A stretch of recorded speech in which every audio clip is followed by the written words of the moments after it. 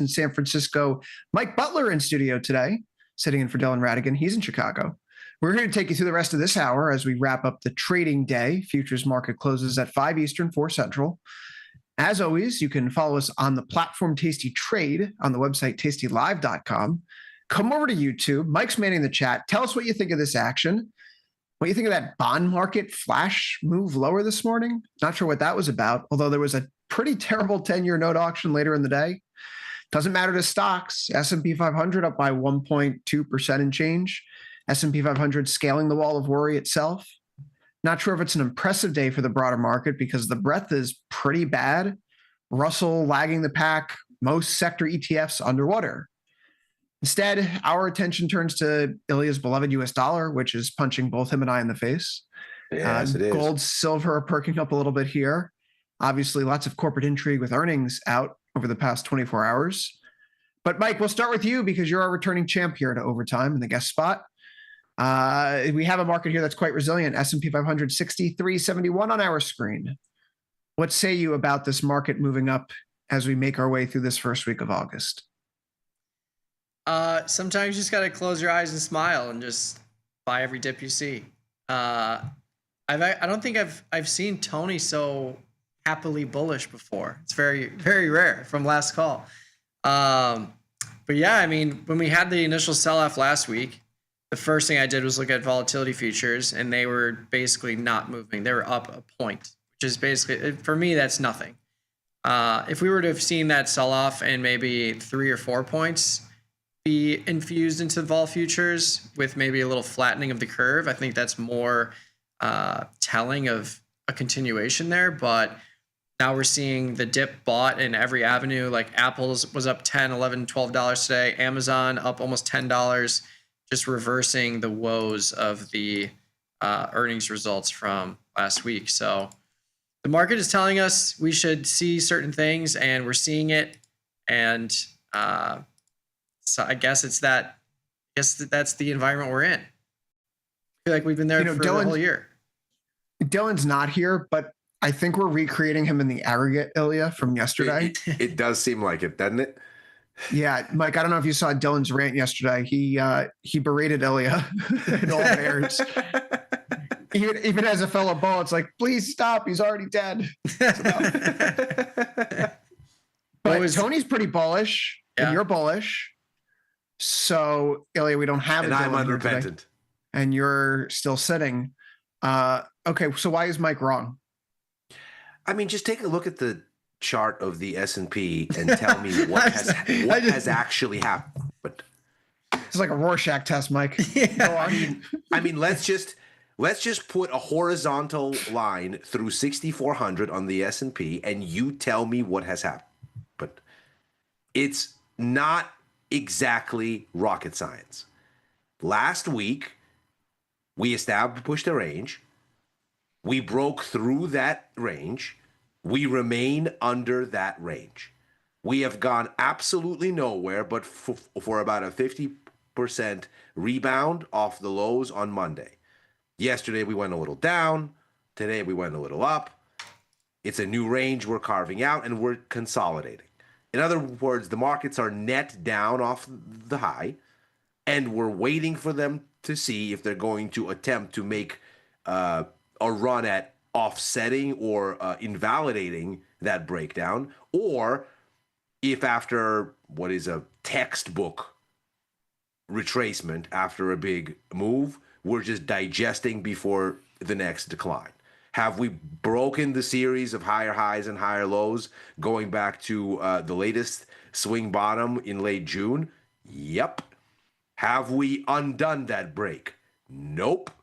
So what exactly about this price action today tells you anything has changed between the end of the day on Monday and now? Nothing. Zero. All right. Oh yeah, I'm a little pissed at you. It feels like you're like, come buy some puts, we'll have a laugh. The water's fine. The water's fine. And if I was just amoral and mindless like Dylan said we needed to be several weeks ago, things would be going a little bit better. I kid, of course. I mean, not really. It's not like I sold at the low, so I'm not really feeling the pain. But there's a resiliency to this market. I mean, the Apple news today, Mike. I mean, again, is there? We're down from the high last week. We haven't come back to retest that high. Where is this resilience? Because the market is Apple's up a up. day. Apple's up, Ilya. Apple's never up. At the top of the range where it's been stuck since early April. Again, where? What is this resilience that we're talking about? Where is it? Show me. So, Mike, this is my quip with today's market, and I want to give the devil his due, although Ilya's, well, we'll leave that up to the audience. But 10 of the 25 sector ETFs are in the green today. That means 15 are red. And I couldn't help but notice in today's session, when we look at something like SPY, for example, it's up by 0.75%. Our RSP, the equal weighted in S&P 500, is down by 0.2. Same thing for the triple Qs, up 1.26, QQEW only up by 0.49. So that doesn't really seem like a healthy market, so to speak, kind of fake looking at the top level. Does that concern you that there's not a lot of participation with today's rebound? Yeah, I mean, I think it's always cautionary when you have a couple of names driving what feels like the entire move. And of course, under the hood, there's definitely some issues. I mean, looking at the Fed Watch tool, this completely flipped. This is totally inverted from what we saw a couple weeks ago, where we weren't projecting cuts, and then one day everything flipped. Now we have a 95% chance we get a 25 basis point cut. But I stand by. Prove it to me. Do the cut. Actually do it. Yeah. But we'll see. Maybe the market is kind of timid until we actually see the cut happen. Strong possibility that it's going to, but this year and last year, it's just been kicking the can down the road. So I think if we do get the cut, I think that's when you may see a lot more volatility in all these names that are in these indices. And maybe that's when we get the macro move that we're looking for, where right now it's kind of just this low vol chop. But that would be a little depressing because we're over a month away from the next decision. One thing I think, I was doing this as I was getting ready for the Bank of England rate decision overnight, but it's important to remember the Fed cut rates by 100 basis points last year. What's your process for getting ready for the Bank of England? Do you like brush your teeth, haircut? That's later. Here I'm just updating charts, looking at what's priced in, getting my pound shorts ready. Okay. But as I look at this, they're widely expected to cut. And of course, the president is going to crow about it like he did the last ECB cut. This cut for the Bank of England will be the first one that actually gets them a hair ahead of where the Fed has been since December. The Bank of England has been cutting longer than the Fed, but the Fed has cut more. Last year, the Fed cut by 100 basis points. We should be starting to see that begin to filter into the economy right about now. And the second quarter GDP numbers gave us the weakest 6 months of consumption this year since the first 6 months of 2020, the COVID recession. So the macro situation in the US looks pretty awful if you kind of consider things in context. The jobs report, awful. The ISM numbers, awful. The consumption numbers, awful. Inflation, back up. The reason the Bank of England is so interesting is they're in a similar boat. Inflation is up, growth is cooling. Only now will they take a step in the direction of outpacing the Fed by 25 basis points, but they're only baked in for this cut and one more this year and the third next, which is way less dovish than what's on the menu for the Fed this year and next together. So you look at this and you go, okay, well, should the Fed be cutting? Markets think so. But it's not like they haven't been, and it's not like we shouldn't be seeing that stimulus. And yet it's not here. So what does that say about the underlying economy? And is it actually weaker than meets the eye because the stimulus is starting to have an effect to some extent? How much per year will the tariffs cost you as consumers? Do we have an estimate for that? I think we're going to find out, because the tariffs are such a black box at this point. I mean, obviously, we're waiting for this cliffhanger this week. Maybe we get another thing that happens. Maybe there's another announcement. Today, India caught a 50% tariff. So we'll see.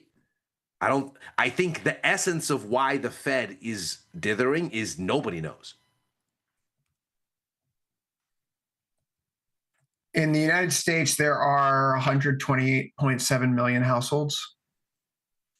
That's according to latest census data as of end of 2023.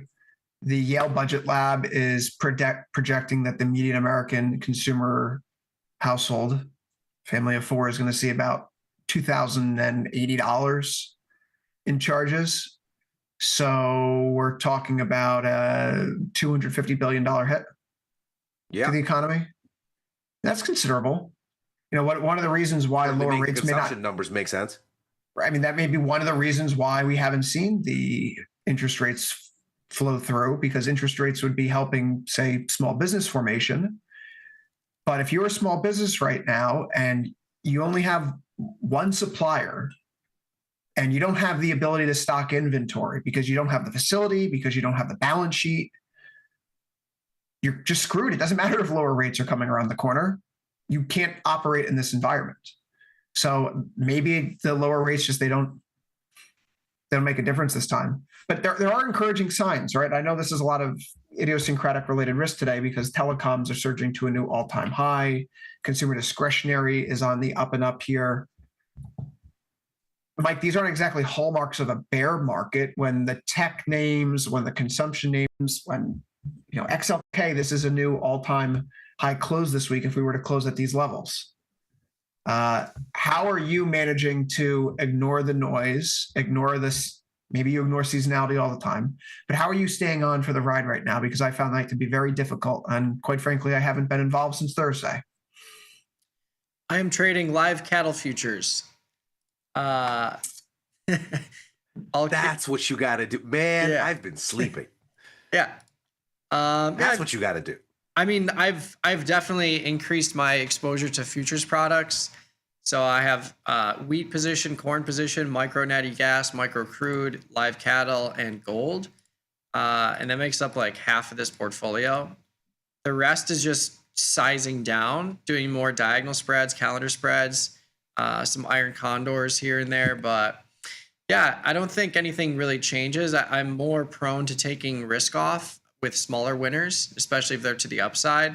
Like Apple, I had a call diagonal spread, got bailed out today, took that off.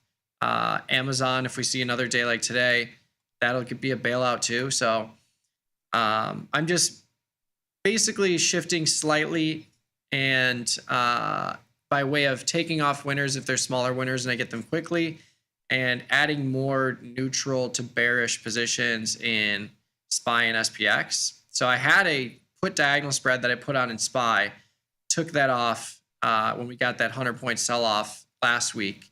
That was like a $200 winner there. And I still have an SPX iron condor on. That is, I have my short call spread at 6,300, 6,310. So I'm still leaning short with some positions.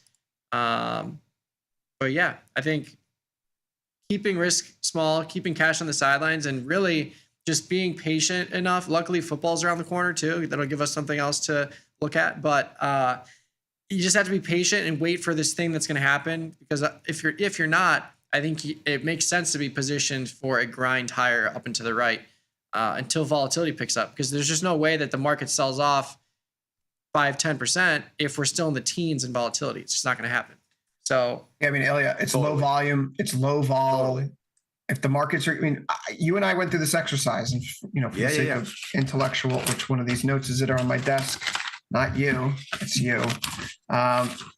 Monday, NASDAQ, he had 23,300. You pointed out 23,365 as a line in the sand. Russell was 2210, and the S&P was 6365 on futures power hour. I see markets that are basically on this. All three of them are on the other side of those levels. So what are we actually hanging on here for if we're trying to be a little bit more conservative? Why not switch to directionally neutral as opposed to being outright bearish? Because the vol isn't juicy enough. To Mike's point, you go directionally neutral, and what are you actually doing? The IV rankings here are not really giving you much to extract. So in my mind, again, you had a sell-off last week. That sell-off has not been invalidated. We have seen a little correction in that sell-off that is textbook in line with what you would expect, where we came back to scrape the underside of the range that was broken. It's the first page of any textbook on technical analysis, but never mind technical analysis. Let's not get that complicated. You had a range. That range was broken. The underlying assumption there is, oh, okay, something different is going on. Have the markets shown you that something different again is now occurring? No, they haven't. So what is it that you're doing here? Well, from a risk-reward perspective, you have a ton more room on the downside than on the upside. If last week's topping signal is wrong, and maybe it's wrong, I'm not married to it being right. If it's wrong, you're wrong fast. If you're right, you're asymmetrically right by a lot. Vol is cheap. Puts are cheap. Duration is cheap. The thing to do from a risk-reward perspective, it seems to be the most obvious thing in the world, is to be a little bit short and see, because you can buy put verticals here that are risk defined for not even peanuts. And you can give yourself tons of duration to dilute your sensitivity to near-term delta and make this very easy to float. So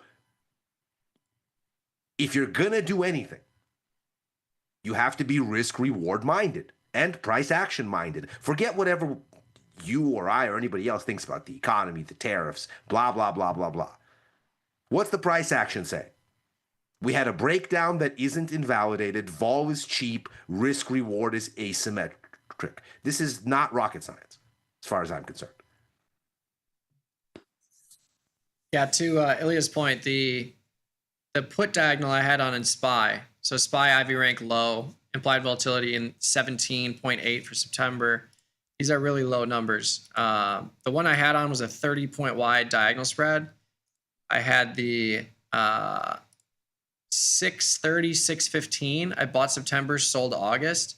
But right now, if you wanted to just, like, let's say we open at where we're at now, you could buy the 630 October and sell the 600 September for $9. That's a 30-point wide diagonal spread for less than $1,000, and half of your cost is baked into the short premium that falls off. So there are ways to get defined risk, positive gamma, positive delta if there is a sell-off, and you can double that capital and hedge in a big way. And even if we grind higher, it's not going to be the end of the world. With the ability, with a 30-point wide diagonal, you can roll that into a 20-point wide or even a 10-point wide and reduce your risk dramatically, because you're starting off with a 30-point wide for less than a third of that width. And the chart looks good. It's just I just hate being long stocks in August and September. Yeah. It's never worked out for me. Unfortunately, the click and drag where you can change the axis, it doesn't really work to the downside. It only works to the upside, where it gives you some more room. The other trade that has been a really good trade this year is just been like broken wing butterflies. So I've been using those in gold futures. So to Leah's point, like let's say we're seeing a 50-point rally. Let's say you get another one tomorrow. You could throw on a call broken wing butterfly in SPX way further out of the money and collect $200 or $300. And if we do get the sell off, you can turn that into a symmetrical butterfly and keep that credit or a majority of it. I've been doing that with gold futures this whole year, and it's been a really good trade. So that's another alternative. Like get a little directional, but still collect a credit, have no risk to the downside. It doesn't have the same teeth as a diagonal spread or even just like a short contract would if you're using like a micro futures contract. But there's plenty of ways to play this if you want to throw on some new neutral to bearish trades. Okay, so broken wing butterfly is a little bit more of an advanced options strategy here. You're not going to have strikes that are equidistant from the midpoint. Do you mind just breaking down why, under what situation someone would want to put on that broken wing butterfly and how they would actually apply it? And I know for what it's worth for the people here, you can go to tastylive.com and look up our concept strategies. This is in there. But Mike, while we have you, could you take out your whiteboard, so to speak, and explain it? Yeah. So if you're in the GCV contract, the 23-day contract, and you pull up that options trade. So basically, the one I have on is buying one of the 3480 calls on the upside. 3480. Mm-hmm. Selling two of the 3500s. And then buying one of the 3540s. And just move the put on the they're all calls. Sorry. Oh, sorry. They're all calls. Yeah, they're all calls. You can just drag them over. So yeah. So this, and then if you double click the middle one and then just add a contract. Yeah, my fat fingering this. Yeah, if you click the quantity button to the right. Yep. Well, I'm just totally losing this. Anyway, go on while I figure this out. So that'll right now it's a $220 credit. Is what I'm seeing. So basically, making an arse out of myself here. You're good. Go ahead, keep explaining. If you highlight the middle one, and then on the toolbar right above the price, if you click the right arrow where it says quantity. I know. It's right there. Thank you. There you go. So now if you go to the trade mode and go to curve, and then click analysis. There. Okay. And then go to expiration or P&L expiration. Make sure that's highlighted. It's on the left side. Yeah, you're there. Yeah, click that again. So if you zoom in, you'll see what this trade is like. So basically, you're collecting $230 or whatever the mid price is. So you have no risk to the downside. But you have this upside kicker if we do drift higher near expiration. But the nice thing about this trade is because I'm collecting $200 and change, if gold futures sell off, like let's say from 3,400 to 3,350, I can move that 3,540. So ultimately what I have here is a 20-point wide debit spread financed by a 40-point wide credit spread on the upside. So if gold sells off, I can move the 3540 call. So I can sell out of that call and then buy the 3520. And if I can make that adjustment for less than $250, I'm basically legging into a free butterfly and I keep the credit. So I've done this like 6 or 7 times where I'll get into it for $300 or $400 and then I'll remove the risk for $1 or $1.50. So I'm leaving myself with a symmetrical butterfly that I have no risk in. And then now if you make that adjustment, if gold actually does rip higher towards the butterfly, you can sell out of it for an additional credit. So lots to take in there, but basically playing for omnidirectional moves, removing risk to the downside. And then if you get a downside move, you can remove the risk from the spread entirely and create a symmetrical butterfly.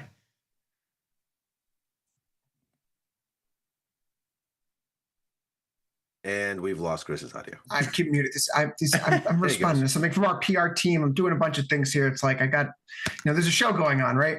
So we have, Mike, I think it's really important because I've talked about this a few times this week on air. A lot of our audience, a lot of traders have 3 years, maybe even less experience before they even get to options, and just retail traders in general don't have that much. So when we say something like a broken wing butterfly, it's, I don't even trade like this. I don't think this is necessarily the way that I have succeeded. It's not the way I do it. But having you on here, not because I have, by the way, a strong opinion on this being right or wrong. This is just not the kind of approach that I grew up doing. So I'm learning along with everybody else in strategies like this. And that's, I think it's an important thing. There are many ways to skin a cat. And if you're a SpotFX trader, maybe go to currency futures. If you trade currency futures, take a look at SpotFX. Do something what Mike's talking about. Because I have not been great on gold. Ilya, you have. I'm still leaning long deltas, but the way that I'm doing it is through calls. You've been doing it through short puts. I know right now you're not necessarily long gold. No, I'm short calls now, but I'm still on the sort of vol extraction side of it. So, Mike, to that point, it's an 18.3 IVR. Silver volatility is also likewise deeply in the hole here, 6.7 IVR. How do you approach? Do you have a specific approach for a volatility regime in the metals, or do you like looking at GDX and GDXJ, which these guys are looking a little bit different than gold and silver, which have been kind of stuck in the mud? Yeah, I think for gold futures, just because it's a bigger product, I'm almost always doing defined risk spreads like that. But if volatility picks up, I would go to GLD, GDXJ, depending on the size of the product I want to trade. But GLD, I've been doing a lot of straight up diagonal spreads there. So because like right now, same story, 15% implied volatility is so low. Like the delta you can get in here relative to a $310 stock is crazy. Like these products, in any product that has less than 20% IV is so low implied volatility. Like yes, you can have a move that's within there, but it's just so narrow, and you're usually going to get some kind of thing in the real world that moves that product greater than the implied volatility at some point in time. But yeah, if we were to get a big pop in GLD implied volatility or GDXJ, that's where I would go to sell premium, just because they're smaller products. But yeah, right now I'm just sticking with the gold futures, straight up broken wing butterflies, and just keeping risk really small and giving myself a lot of ways to have that thing work out. Oil here today. Volatility is trending a little bit lower here over the past few sessions. It's 28.2 IVR. Ilya, it's still sitting around 64, 65. We're shuffling back in. There was the announcement today from President Trump that he'll be meeting with President Putin to talk about ending the Russia-Ukraine war. So I think this August 8th deadline is, just more theater. How do you feel about oil at these levels? Are you still trading this sideways like I am? I do not have anything on in oil now. Basically, the last thing I did in oil was being short that spike back in June and fading that down. Since then, we haven't really gone anywhere. And again, horizontal line fans rejoice. If you put a horizontal line here basically through like 62, 61, you get a very clean axis where you had a consolidation range after the April shenanigans. You take that out in June, you spike, we've come back, we're retesting the same axis. So we're essentially sitting at the midpoint of this, call it 62 to 72, 74 range. And this thing's got to make up its mind. It doesn't look like there's anything terribly attractive here. There's a little bit more IV, so I suppose you could entertain some downside to upside balance and attempt to kind of extract this. But for me, my bias is bearish because I think growth concerns ultimately overwhelm everything else, and energy is very cyclical. But it hasn't happened yet, and the price action isn't saying that it's about to happen. We're basically sitting at the bottom of the range, and so the risk reward is collectively terrible. If you're going to be directional, then it doesn't make sense to sell directly into the bottom of a range. Nothing says that it's not going to hold here. At the same time, the long side is unattractive because nothing says that you will. You're basically just scraping that, and there's no sign that you're turning. If ever that there was any reason to be skeptical of the downside, is OPEC Plus came out and said that they're going to increase output, which almost certainly is a thing to fade. So, because these guys are incompetent and they can't do anything. So, if you look at this and say, right, so they're saying that at face value, the bias for prices is lower, that's almost certainly wrong, just because of the nature of OPEC Plus incompetence. Maybe you look to fade it, but there's no evidence suggesting that you should. So I'm standing on the sidelines here. I want to be short, but for reasons that haven't materialized in the price action, and the risk reward doesn't suggest that this is a time to put your leg in the water and feel things out. Mike, I've been leaning directionally neutral for the better part of the last 6 weeks now, just continuing to push on to short iron condors. How do you feel about oil here? There's part of me that sees an uptrend breaking, which says maybe lean a little bit more directionally neutral, bearish. There's another part of me that says we've just been meandering around 64 for better or for worse. March, April, May, June. Why not August? Yeah, I have to admit my leg is deep in the shark and piranha infested waters here. I just got long the micro crude contract today, but I have more of a Neanderthal view. It's just like 5 red bars, then I will buy. Yeah, but yeah, I mean, hey, this is a product. Anything else? Yeah, this product is, I only do one contract, so this product is relatively small. I have been doing iron condors in the bigger crude contract, but just looking at this, like if we bounce from 64 to 65 or 66, I'll just take it off. I'm not looking for a huge move, but I'm willing to hold the risk going forward, and just doing one contract, keeping the size small. Even if we get a move to April lows, it's not the end of the world.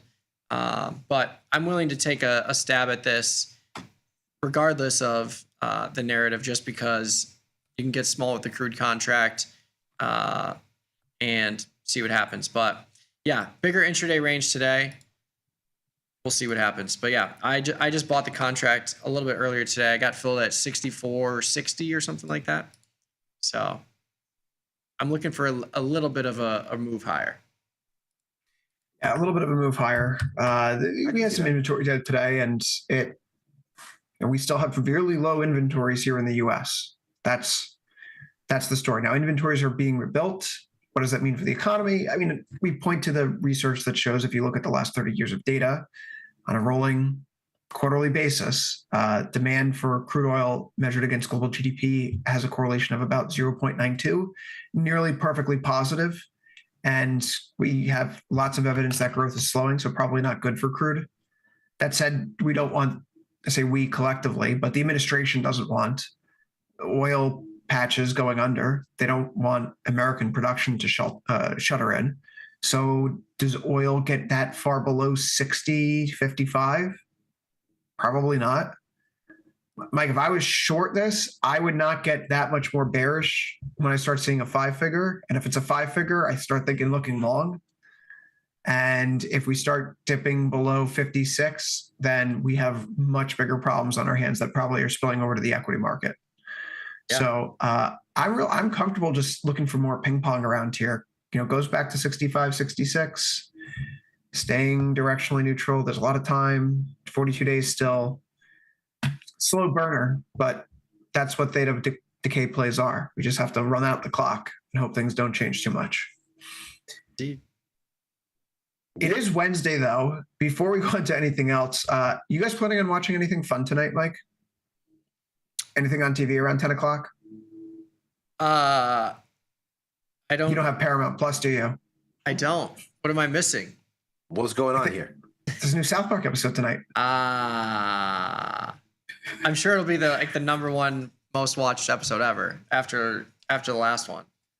No, nothing's going to beat Scott Tenorman. That's just too good. That's too good. Scott Tenorman's chili is too good. Nothing will top that. I did watch Hard Knocks last night, though. That was great. Oh yeah. Who are they? The Bills? The Bills, yep. How is New York's only football team? They're great. They're going to be great. It's a good look at Josh Allen, how he's just a regular nice guy. But there's some very entertaining scenes in it. Got to check it out.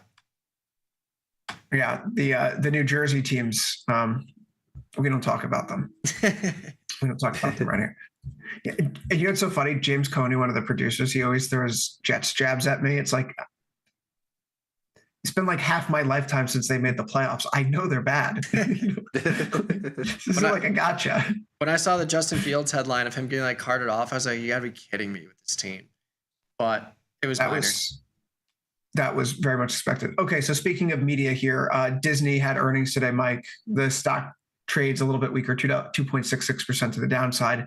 McDonald's, Disney, Uber, Shopify, these seem like pretty standard American consumer-facing products. I know that Shopify is a Canadian company here, so it's a mixed bag. What's the most compelling earnings story that's going on right now? Is it how companies that are not meeting the mark are getting punished? Is it the fact that the market's still holding up? Do you have any compelling earning plays coming down the pipeline? I mean, we're kind of running out of earnings trades going forward. There are still a few that are yet to report that are big names. I think it's Netflix or Nvidia, one of those two. Netflix, Nvidia is coming up in what, the 27th of August? Yeah. August 27th.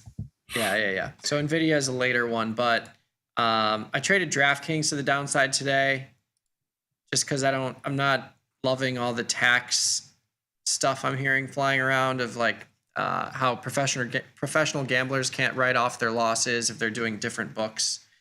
That would apply to like professional poker players and sports bettors, things like that. Can you explain that a little bit more? I haven't heard that. That's interesting. It's basically a new or an amended rule where you can only write off 90% of your losses against gains from a different book. So like, let's say your net profit is $10,000, but you're doing it on big volume and you've done $200,000 of revenue and you have $190,000 of losses, you can only write off 90% of that $190,000 loss. So there could be a scenario where you don't make any money, you scratch, but you're paying the government as if you won because you can't write off everything. It's crazy. I don't know if it's going to completely go through, but there's a lot of professional poker players I follow that were going nuts at the implications of that. Obviously, because if you're playing big tournaments, those are $10,000 a pop. So interesting. Okay, that actually makes a lot of sense because my mom's a tax attorney. My brother's in sports gambling, and last time they were together, I heard him complaining about something to her with taxes. Now this all that's what it was. It's all coming together. There it is. Now it makes a lot of sense. Okay, it's like, well, hey, it sounds like it's they're trying to disincentivize people from sports gambling then. It would appear so. But there's always a workaround. Like if you just stick with DraftKings, it's not going to really matter because it's all centralized. Right.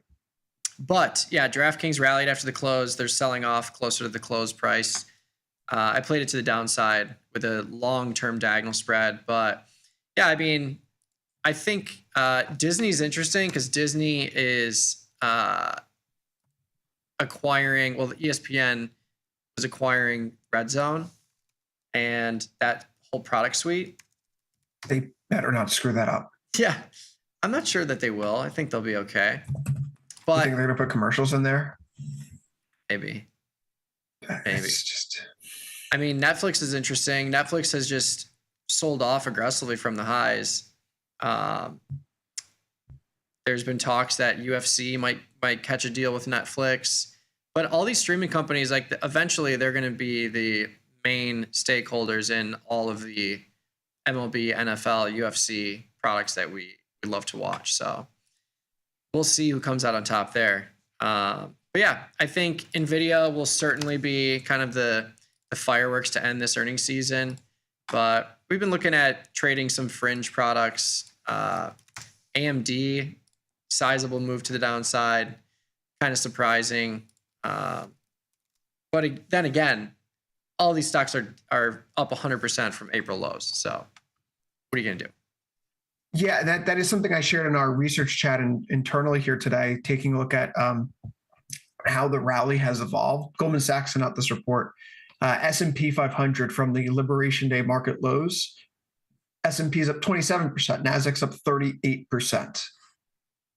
Unprofitable tech is up 57%. AI-related names 60%. Their basket of most shorted names up 68%. Their basket of meme stocks 77%. Quantum computing stocks are 84% off the low from Liberation Day. This is a very funny inclusion. ARK, Cathie Wood Fund, is up 86%. And then Bitcoin sensitive companies are up 112%. So their title of this note is High Momentum and Lower Quality Groups Rallied the Most Following the Liberation Day Market Lows. This is the returns from 4/8 through 7/31/25. Asterisks in dollar terms. Okay, but even accounting for the dollar loss, you have how much is the dollar up from April 8th? It's basically flat, in fact, right? The dollar is not up. Since April 8th? Oh, since April 8th, the dollar has really only started what is starting to look like a little bit of a rebound on July 1st. Okay, so the dollar's 4% lower, and if we back out the dollar, ARK is up 82%. Okay, it's still crazy. It's still crazy, yes. But I mean, obviously, we're talking about very different volatility. When we compare the dollar to something, the thing that it makes sense to compare it to is the S&P, the NASDAQ, because these are now comparable-ish things volatility-wise. I mean, obviously, these things are not remotely as liquid as the dollar, and so you do have to scale it. The low quality of the names tells you a story. Yeah, they're up, high risk, high reward. But at the index level, what you see as positive sentiment in U.S. equity markets since April, then extrapolated over sort of the range of volatilities and jumpiness across markets, what you end up with is, at the index level, the dollar has fallen a lot more than stocks have gone up, almost by half. The S&P is up, like about 6% on the year? In fact, stock markets in general, on average, Russell, NASDAQ, S&P, on average, up about 6% this year on net. Dollar's down 13.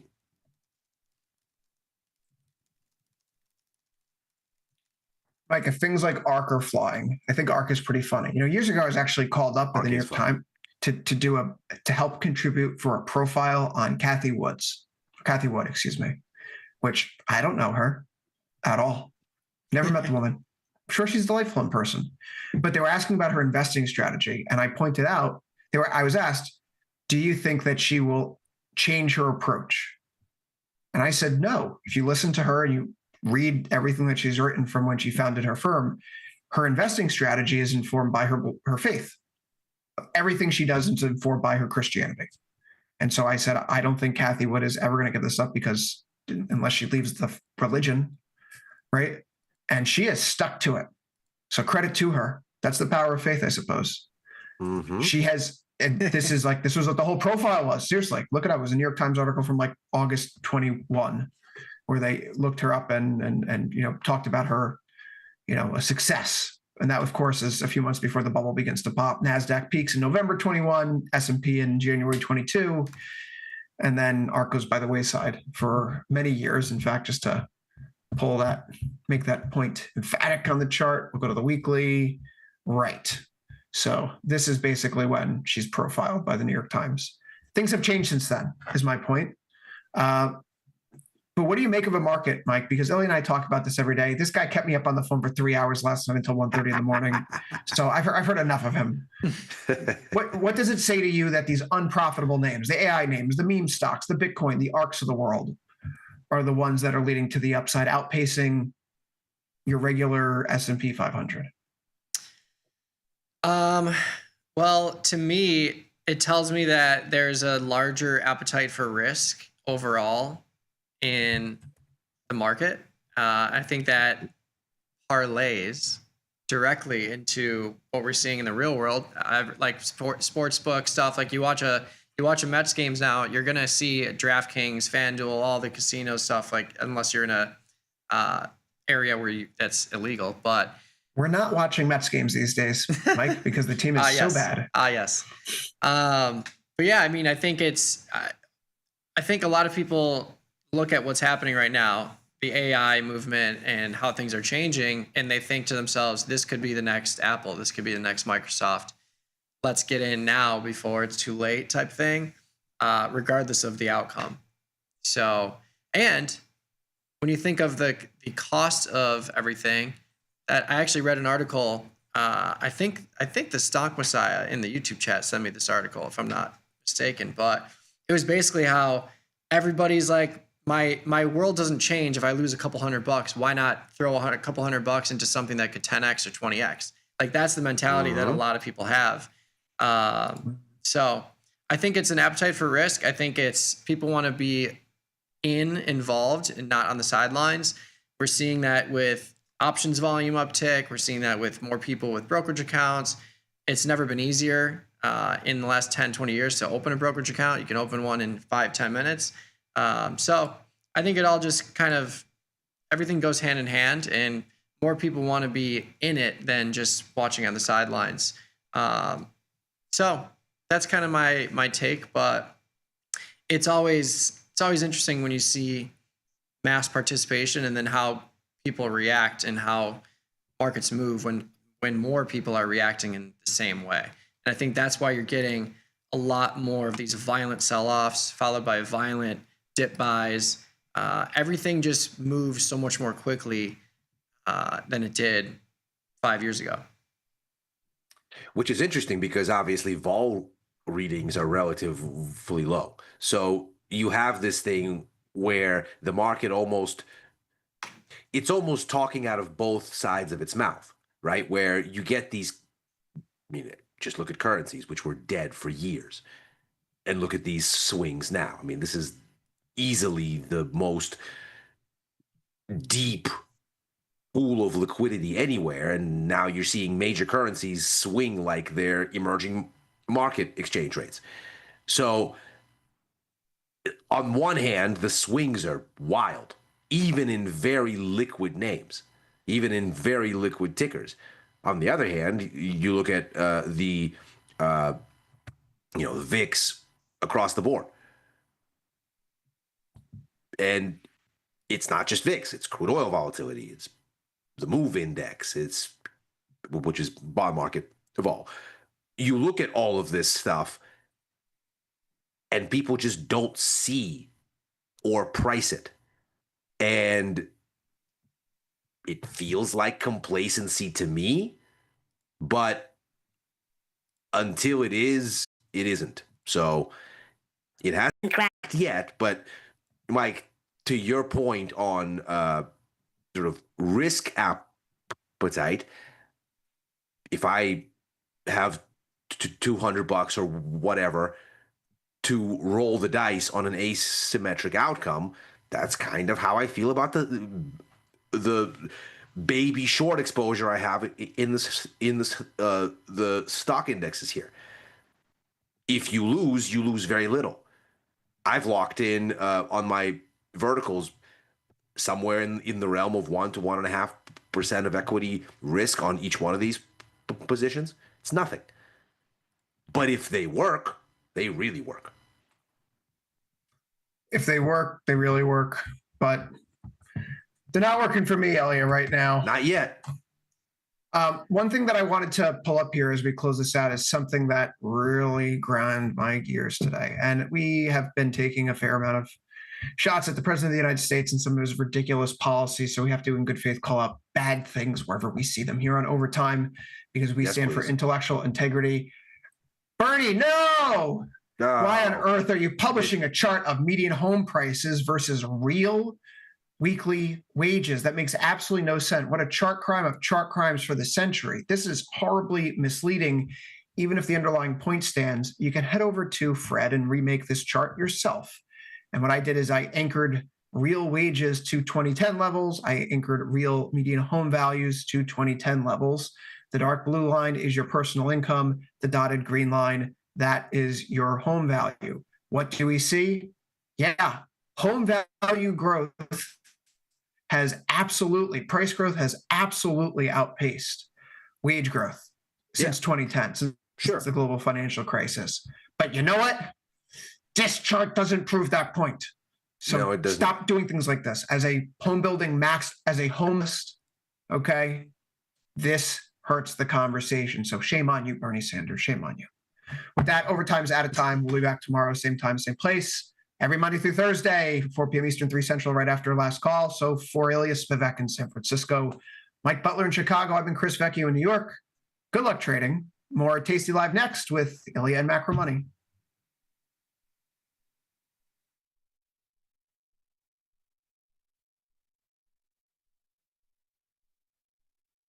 At Tasty Live, we live and breathe the markets. But when the live show's over, are we out of breath? If you want to inhale the latest breaking market news, we've got you covered. The Tasty Live research team and on-air personalities post refreshing content updated daily, covering earnings, economic reports, trade ideas, and much more. If you want a breath of fresh air and not stale takes, visit the News and Insights tab at tastylive.com.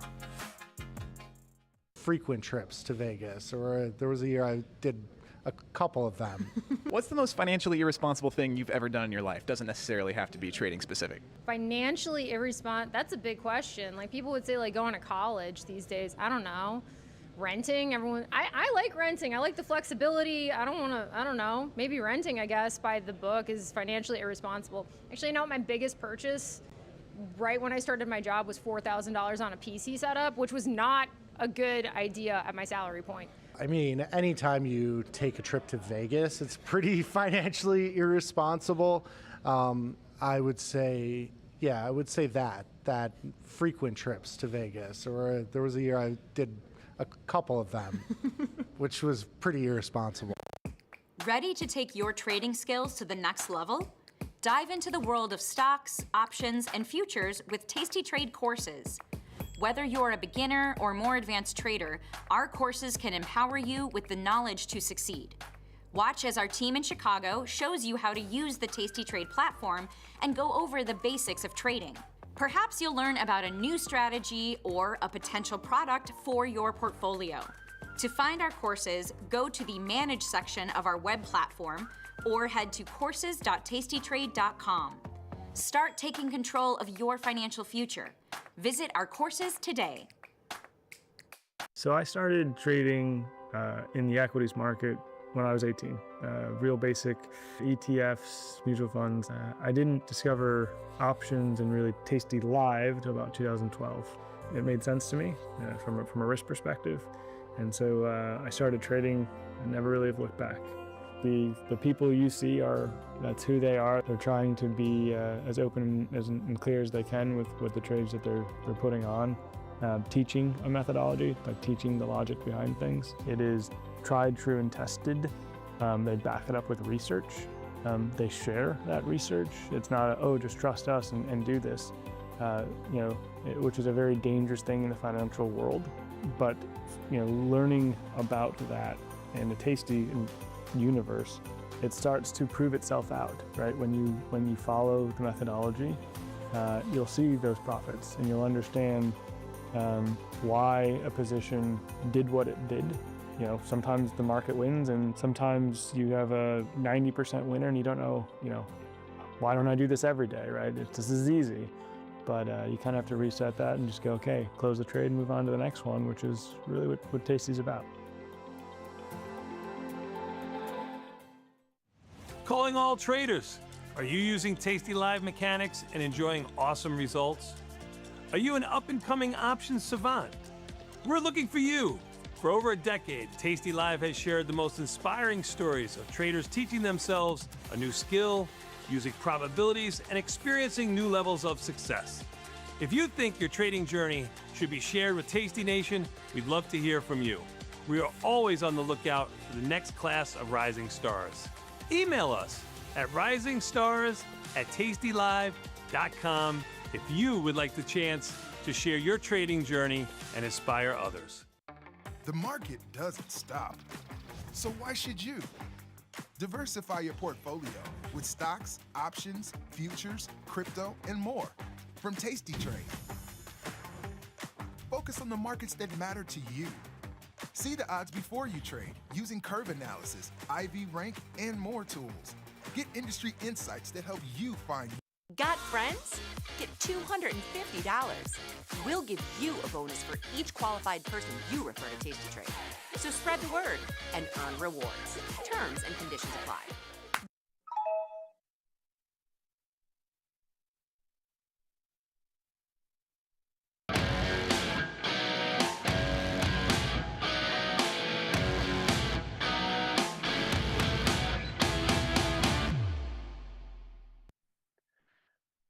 Well, stock markets decide that they're going to continue to idle.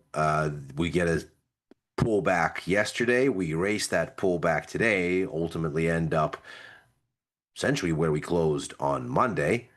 Markets attempting to find a path of least resistance, apparently. But a more interesting thing is seeming to be happening in currencies.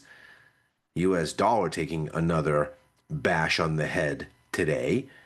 And that's setting up an interesting opportunity, perhaps, for investors waiting for stock markets to do something and waiting for bond markets to do something.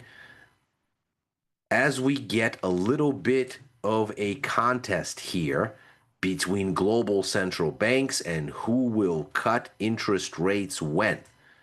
Because while the Fed is still dithering, we're going to have a Bank of England monetary policy announcement here that is almost certainly going to give us another cut.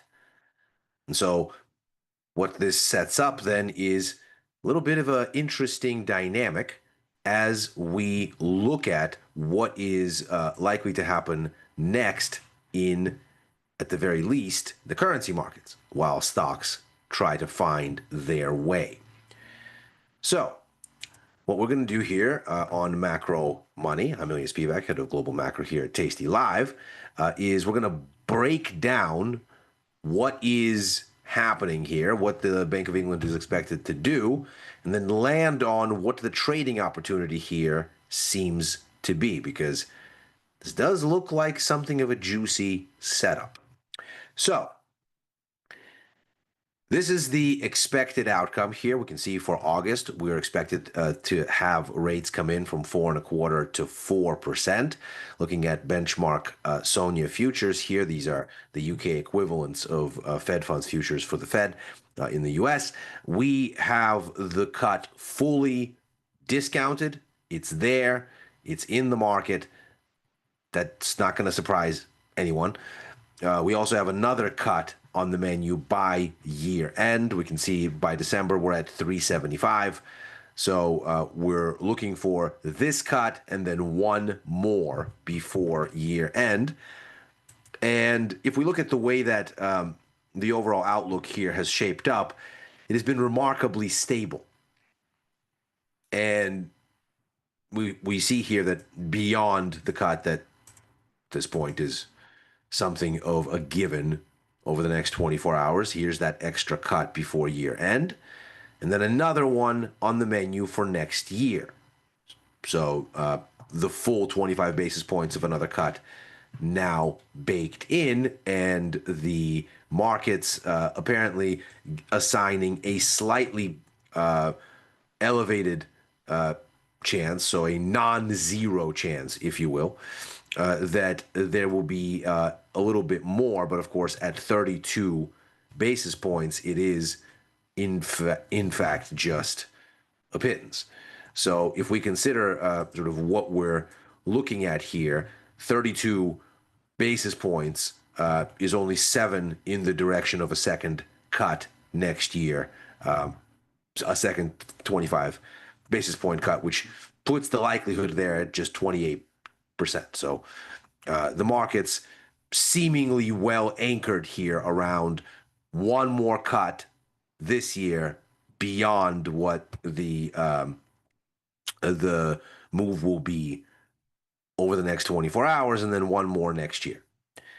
Now, this has been very stable. We can see here going all the way back maybe to April, May, the tally has barely budged. We've kind of oscillated in this 50 to 75 basis point thing, so within one cut range, and we're not really going much of anywhere. And the reason that this is so interesting, of course, is because the dynamics around the UK economy would suggest that there's a very similar kind of stagflation flavored worry here as what has kept the Fed on the sidelines this year. So in the first quarter, we can see GDP growth in the UK slowed. It was rebuilding all of last year, and then starting this year for the first quarter, it took a step lower. Since then, this is now the first data that we have going into the second quarter, we can see that both April and May saw GDP decline. The UK is one of the few economies that publishes monthly GDP data, not just quarterly, so you get a sense for which way the wind is blowing, as it were. And we can see that into the second quarter, things do not look good. We have output actually shrinking.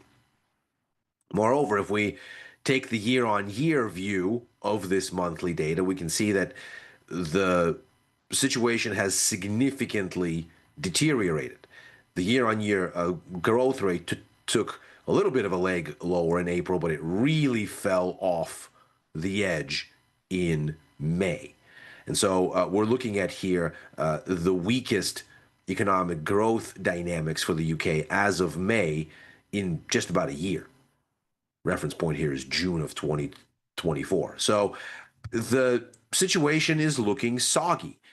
The latest numbers that we got on the Purchasing Manager Index data that was finalized from S&P Global this week, initially published 2 weeks ago and finalized on Monday this week, or Tuesday, we're looking at signs that, again, we're kind of idling with a downward drift. In particular, in July, overall output took a leg lower. As ever, of course, these numbers are centered around 50, where that's neutral.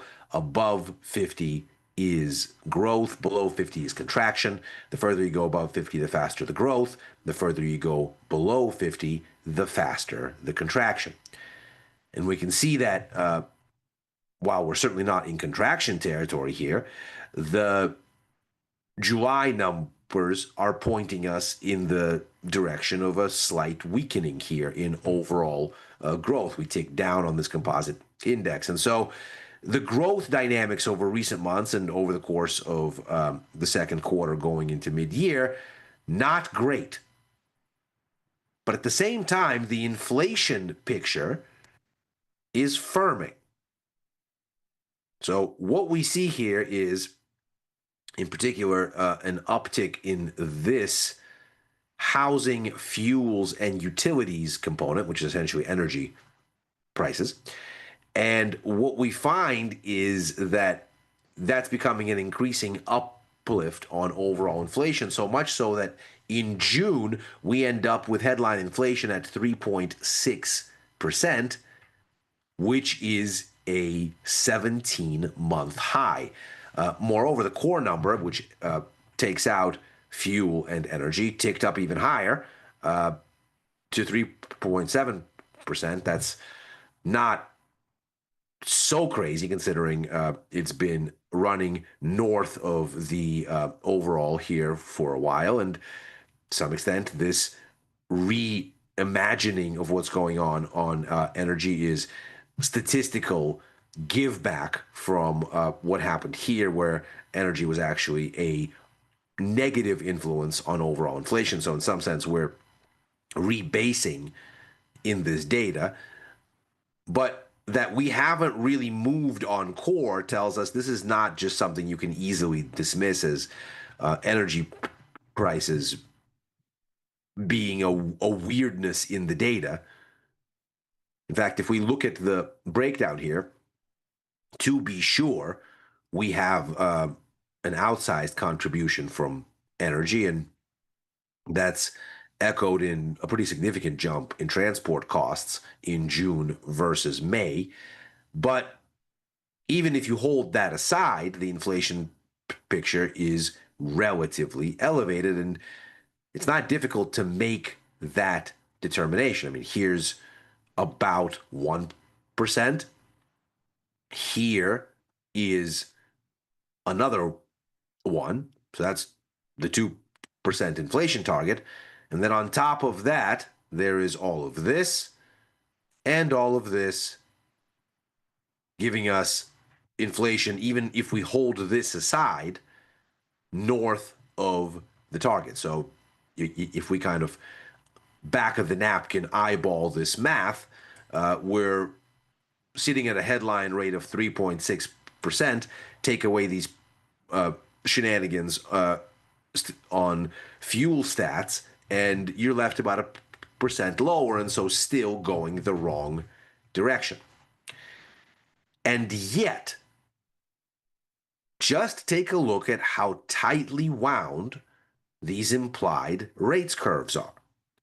We haven't really deviated from this implied rates path over the past 2 BOE meetings, despite the fact that the data has been a little bit confounding, in that, of course, much like what the Fed is worried about in the US, we have these stagflation flavored dynamics. Now, we don't want to say stagflation is here, because obviously the economy isn't stagnating, but we do have a parallel rise in inflation with a slowdown in growth, which is precisely the kind of policy trap that the Fed is so concerned about, and why they haven't cut rates so far this year. And so, in some sense, this BOE situation is very interesting in terms of what it might mean and how that extends to what the Fed is doing and sort of what the logic here looks like. These policy expectations have been remarkably stable. Moreover, while the BOE is cutting while the Fed is holding, their latest cut,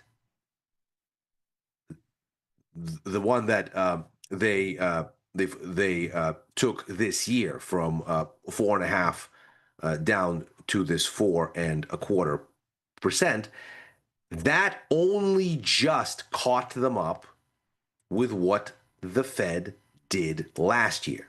So last year, if we remember, the Fed cut rates by 100 basis points between September and the end of the year. 50 basis points in September, another 25 basis points in November, another 25 basis points in December.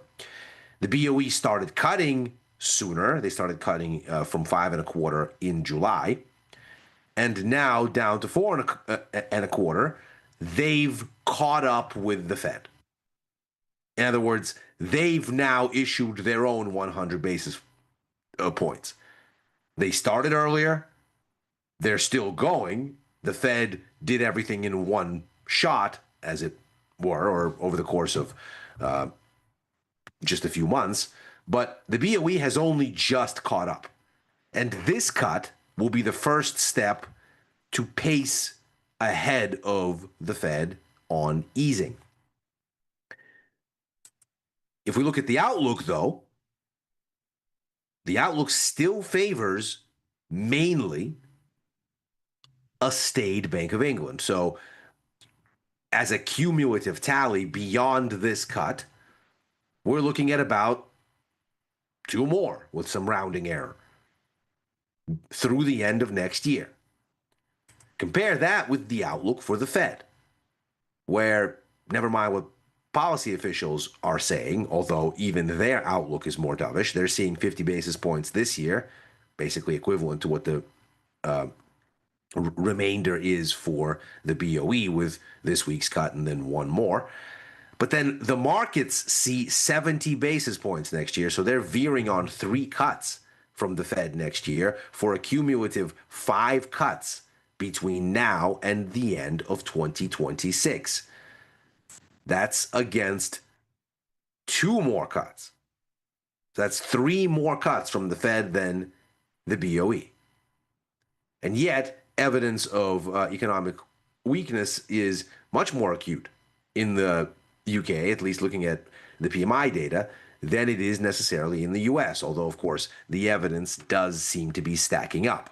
Weaker jobs growth, obviously, the ISM numbers this week putting the economy in the US at standstill, the second quarter GDP number giving us such a weak consumption reading that in the first 6 months of this year, we end up with the weakest stretch of household consumption since the first 6 months of 2020, which was, of course, the COVID recession, and U.S. inflation is ticking up, albeit not as much as in the UK. So one would think these are somewhat analog situations. One would think the Bank of England is going to be a little bit more reticent, much as the Fed is being, because this does put them somewhat at odds.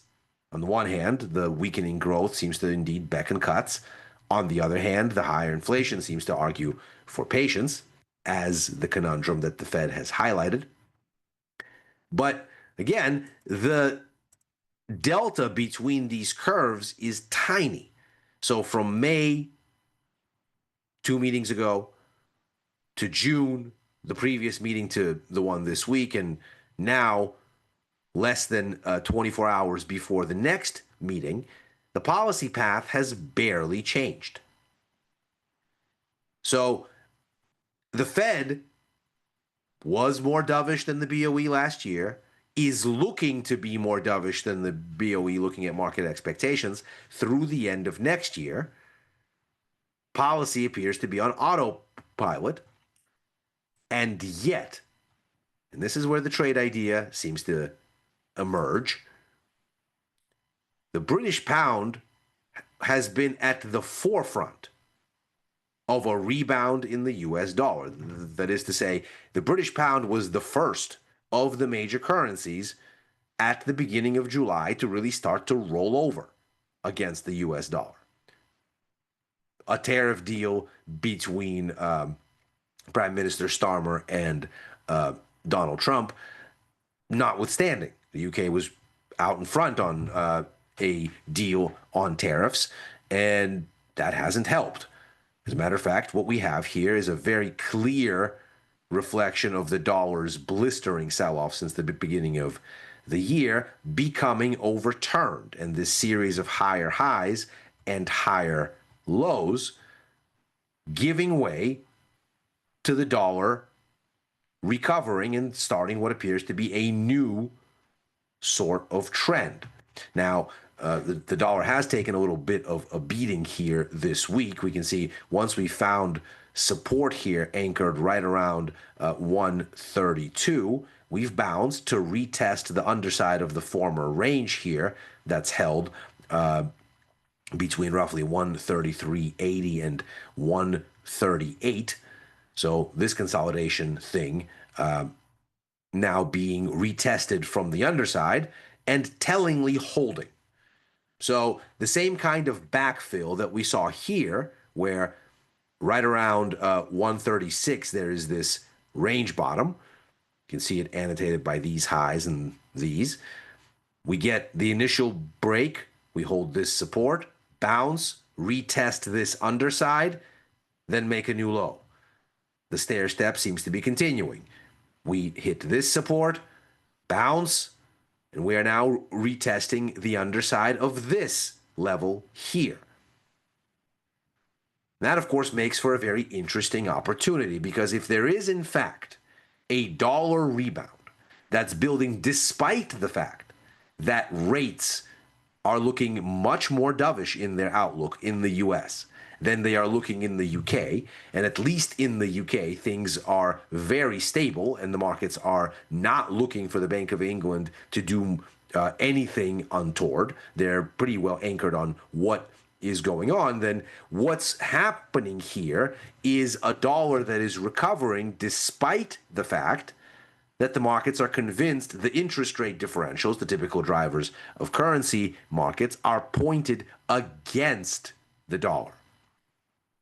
And so what this then sets up is a very interesting situation. If the Bank of England were to deviate from consensus, that is to say, if, for example, we got the cut, but the guidance seemed to suggest that there's more easing on the menu than is already anticipated, then the British pound would likely fall, because there would be a readjustment here to a less favorable yield differential for it versus the dollar. And perhaps the slowing growth dynamics do that.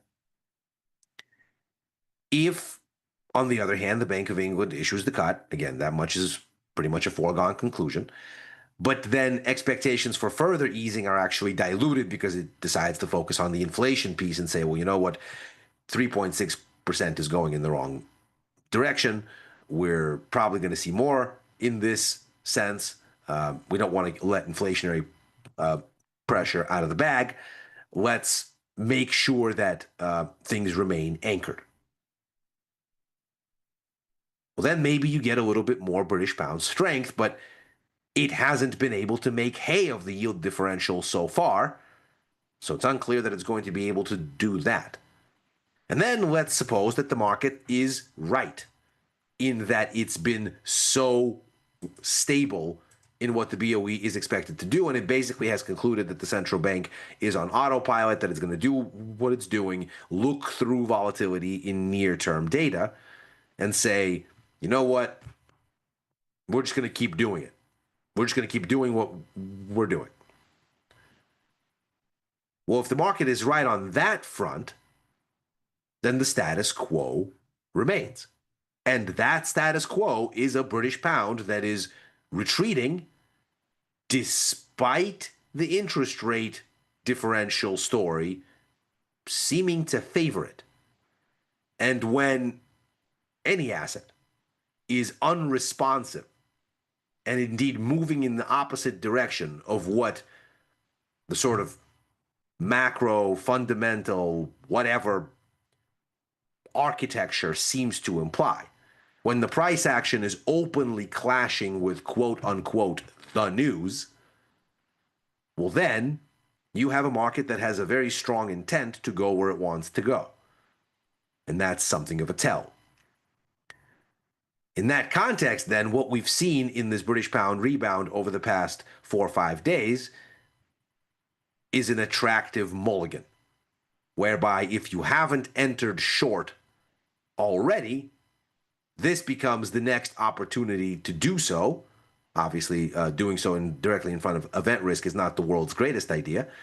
But if you get any level of spiking, any level of volatility around this zone right here, and you end up holding here rather than breaking out, then what you end up with is an attractive setup. Now, you might front run that and say, well, you know what, we're already back testing here, and if one is wrong, then one is wrong quickly. And if one is right, then we have an extrapolated move down implied here. If we kind of, again, back of the envelope, extrapolate what this topping setup would mean going forward, and sort of the first page of a technical analysis textbook answer to how you do that is you take the height of this range and you plot it down this way and say, okay, well, if you basically move the width of the range down, what would that look like on a confirmed break? And that looks like a return down to sub 130, around 129.60 or so. So this appears asymmetric in favor of shorts, and the price action seems to suggest that the risk reward is attractive at these levels, and the way that the pound has been behaving suggests that it has a mind to go lower, even if the news and the interest rate architecture seems to suggest that it should be doing the other thing. And that is macro money for today. As ever, we are here after overtime, Monday through Thursday. That's a show I co-host with Chris Vecchio and Dylan Radigan, looking at the Wall Street close and where things may go therefrom. I'm likewise on with Chris for Futures Power Hour, Monday and Friday. I'll be on for a special one tomorrow, so come and join for that. I'm also on with Chris and Tom for First Call on Sundays, writing for the news and insights portion of tastylive.com, and commenting at Ilya Spivak on former Twitter and on Blue Sky. If you're watching on YouTube, like and subscribe. Macro Money is back tomorrow. Happy trading.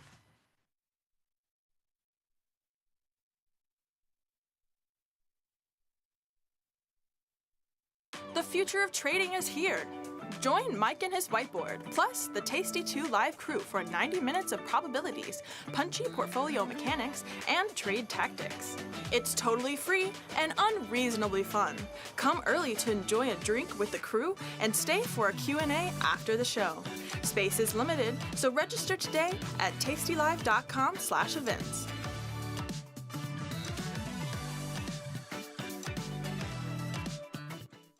Dear Cheapo Airlines, thank you so much for sending my luggage on a magical side quest instead of my planned destination. I am glad that I had the sustenance of the single pretzel I was served on board while I was waiting for my bag to arrive. Looking forward to your reply, because surely the response can't be as delayed as long as my flight was. Warm regards, Bettina. Sometimes it feels good to get smart. Get even smarter with live trading insights and some live taunting. Every day I do God's work here. From the smart mouths at Tasty Live. All right, yeah, I'll talk to you. There she is. Good, you found the place. Good, you're not stupid. I dated 3 stupid girls in my life. I loved every one of them. So maybe you're the next one. Having a good day? I'm having an awful day. But then it got really good again. Oh, good. So I'm feeling all right. Hey, where'd you go to college? I went to University of Penn State Community College. You didn't know they had one of those, did you? Yep, the Fighting Rams. Oh. I'm one of the Rams now. Do you have any sexual fantasies? Excuse me? I do. My parents are watching. They're sitting on a rainbow. I'm a half man, half giraffe, and I'm dressed like Brett Favre. What does that mean? I don't know. Yeah, talking about it gets me pretty hot, though. Uh-oh, there it is. His pants just got tighter. I'm a vampire. Can you believe that? Does that make me more mysterious and attractive? Uh-oh, watch yourself. We don't want to get hit by a car. Oh. My brother did that once. He can't talk now. Oh, my God, I'm serious. Yeah, pretty serious. Are we getting serious? I think so. How many kids do I want? 5? 11? Oh. First meal. Here we go. That was rude. This is on you. So much time is flying by. Yeah. You're very funny. Oh, thank you. Does anybody ever tell you that? Yeah. Well, you're not that funny, so don't worry about it. That's interesting. Not a big fan of Sam's anymore. But now you know everything about me. I feel like I'm opening up so much. God, I'm scared. This thing's moving so fast. Yeah. Oh, wow. I haven't cried like this in a long time. Are these tears? Uh-oh, here we are. Front door. Big first kiss moment. Oh.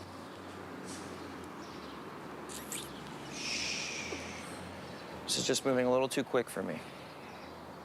You're a great kid.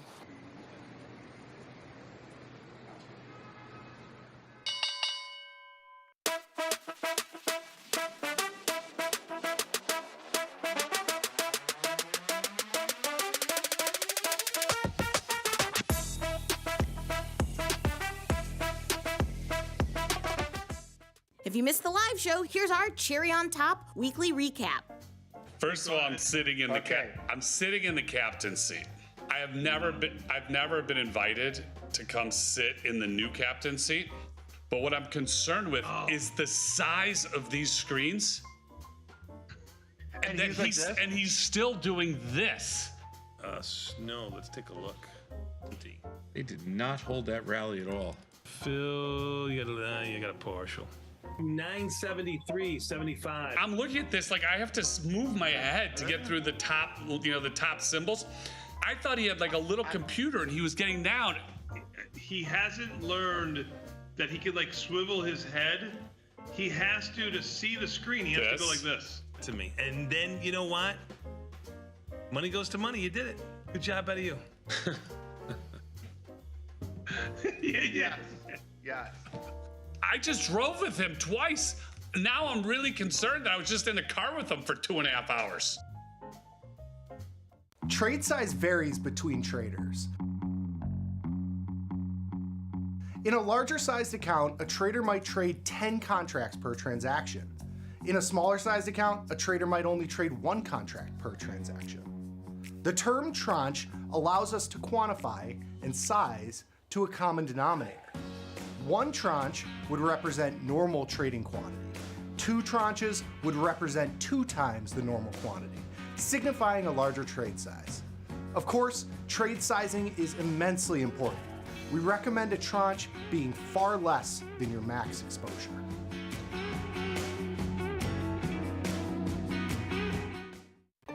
Feel like your wardrobe is missing something? Like style, purpose, and maybe a dancing dog? Can I pet that dog? The new Tasty Trade and tastylive web store is now live. New merch, bold designs. Did we mention all net proceeds go to one tail at a time? Invest in the real bull market, dogs. Go to tastytrade.threadless.com. Grab some gear and help some pups. You get merch, they get a home. Got the need for speed? No problem. At Tasty Trade, you can turn smart ideas into real trades with just a few clicks. Wow, that's fast. Tasty Trade, make your move. Look who's back testing. Tasty Trade now has options back testing for free. Test your trades with over 10 years of data for the most popular symbols. See how your trades would have performed in the past.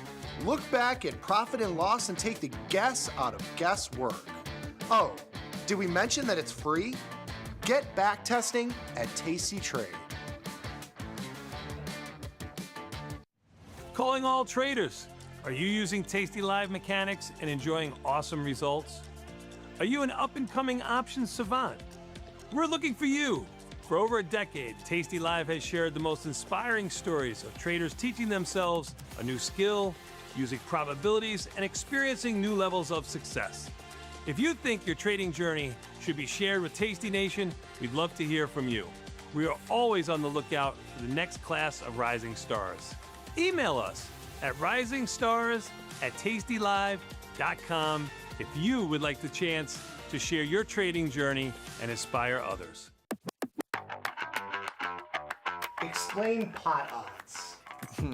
Pot odds is my favorite term, but pot odds in the poker world or gambling world refers to having a greater payout than your implied odds would suggest. So let's say I have 3-to-1 odds to win a pot, but the pot is giving me 4-to-1 odds to make that bet. I would have a positive expected value over time. So in trading, let's say you have a defined risk debit or credit spread that's currently at a max loss, and let's say there's 30 days left to go. There's not really a reason to close that position because you're already at max loss. You can only go up from there. So in that scenario, that would be a positive pot odds scenario or something that would give us pot odds to stay in.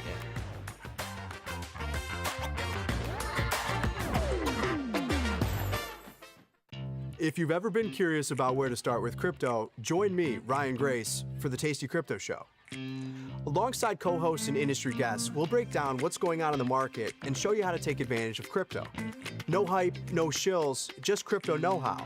Watch us live, join the chat, and fill your bag each week on the Tasty Crypto Show.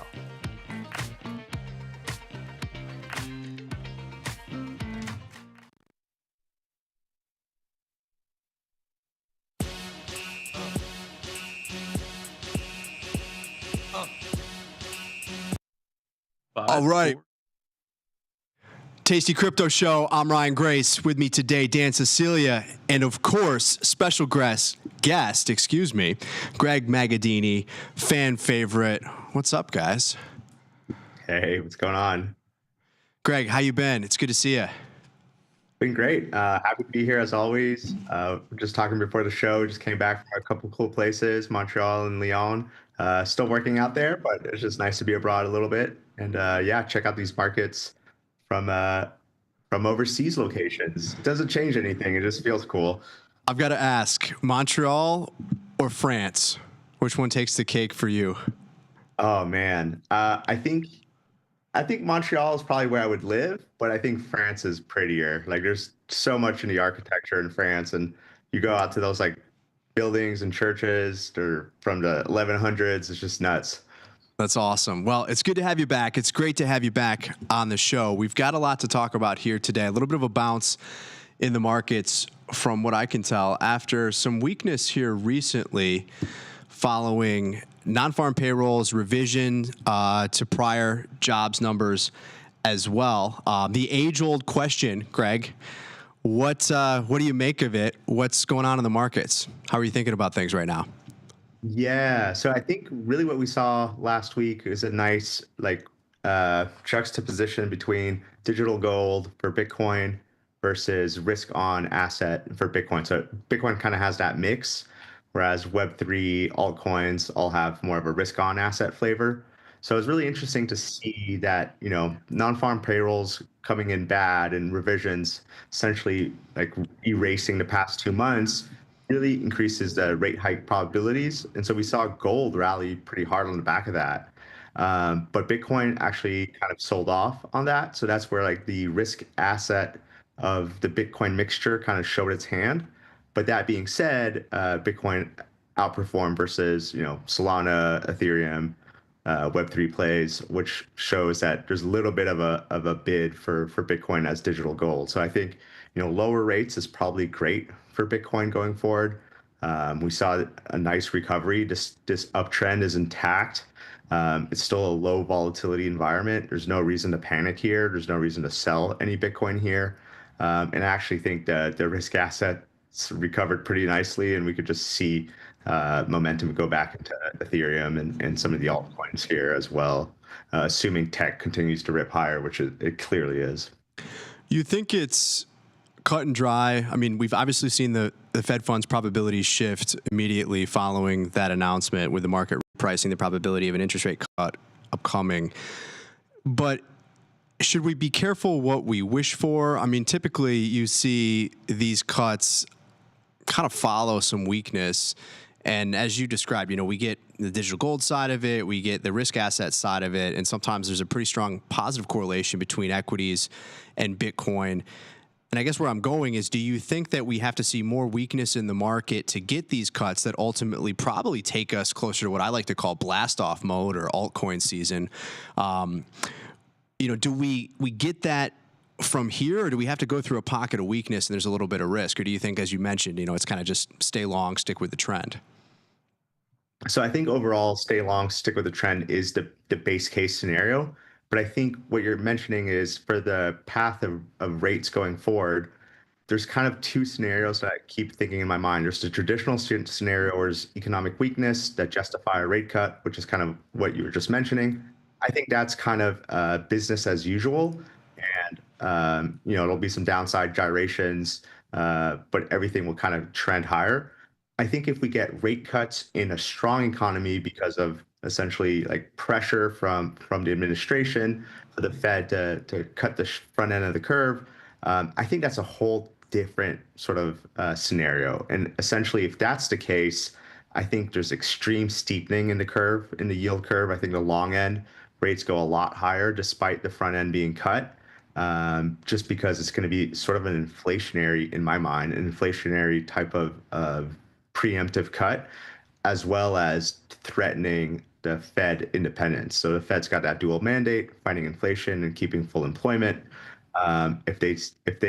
If we don't trust that they can fight inflation freely, I think that's a steepening event, and I think that's a blast-off moment for crypto and for gold, for Bitcoin specifically, and for gold. Gold's been relentlessly going higher, and I don't see any end in sight here, and I do expect some sort of like capitulation move higher in gold, and I think that would be the catalyst for that, and I think Bitcoin would do the same. And there's a lot more beta to Bitcoin than there is to gold. Yeah, and to add to that, you're starting to see a bit of, well, maybe it's too early to call it, but it seems like that bearish trend in the dollar might be resuming here. We've had some recent dollar weakness, which maybe adds a little fuel to the fire in that environment. So all that said, I mean, what are you seeing right now in the market from the kind of volatility perspective? You had a lot of great trade ideas previously here on the show, and we love your analysis around what you see with the term structure. What's on your mind from that perspective? Yeah, I think the vol environment is super interesting in crypto right now. I have a couple charts here. I don't know if I can share one of these here, but this first chart I have up on my screen, this is really showing us where implied volatility priced forward vol, and then where where implied probability priced future realized vol, and where that future realized vol actually came in. And so what we see here is, for the exception of 3-day options that we had over the weekend, implied is constantly overpricing realized, and it's by a good amount too. So especially if you look at the long end, I mean, you're seeing implied at, just call it 40, 44, but realized really coming in only at around 30. So the way that I like to think about this is that the variance risk premium of selling options is really harvestable right now, and there's good edge in being short the options in Bitcoin. If I look at term structure specifically, just to kind of get an idea here, we can see right here, this is the forward vol in the orange dotted line. So that's showing us the volatility between any two expirations. And we really see that December contract being sort of the point of the most expensive point on that curve. So there's a lot of premium being bought in those December contracts. Assuming all else equal and the term structure stays the way it is, we're just going to roll down to current realized vol levels of around 35. And so there's a lot of juice there for Bitcoin covered call selling, even delta neutral types of strategies. I think that's pretty interesting. What do you think the explanation is for, the elevated premium that you're seeing there towards the end of the year? I mean, is it just people coming in and they kind of come at it with this perspective where, look, I think Bitcoin, name your arbitrary price, 150,000 year end sounds good, or is there, more to it? Yeah, there's a little bit of speculation in the market. So we just had some regulatory clarity with the Genius Act and the Clarity Act. There's also some speculation in the market around sort of, what's this Bitcoin reserve going forward? Is it just, not selling government-owned holdings? Is there an event of potentially adding to those holdings, something like that? So I think a lot of sort of that regulatory uncertainty and hope for an event is going to be kind of fleshed out here to year end. So I think a little bit of that is the pricing. But also, let's keep in mind that this contango term structure has been pretty steady for a while here. Let me just show this chart. So this is showing us the term structure shape through time. So a 1.0 reading is a perfectly flat term structure. We're above 1.0 like we were during the election or the inauguration or Liberation Day. That brings us into backwardation. But really, since Liberation Day, we've been in this constant contango form, and that's just also a property of this shape. So, if you're consistently in contango and you go a couple months out, it's just going to be an expensive point on the curve, just naturally. So I think it's a little bit of a mix of those two things. Is it fair to say you look to sell that longer term volatility, and if you're trying to take a shot here on short term price action, you want to stay kind of in a near term duration in that sense, something that's got a little bit less time on the side? That's exactly right. As long as we keep this shape, that's the way to do it. Long-term options are just going to be naturally overpriced and roll down the contango curve. And then if you're trying to trade short-term price changes, really getting some gamma on the cheap at the very front end of the curve, call it dailies or weeklies, that's going to be the best bang for the buck. Okay, yeah, because it's interesting. Dan and I have noted how, and we've just ranked volatility kind of or implieds on a 1 year basis, a simple approach, but gives you a sense of where you are, relatively speaking, and it gets lower and lower every time that we look at it from that perspective, and maybe continues to move lower here, as you've mentioned.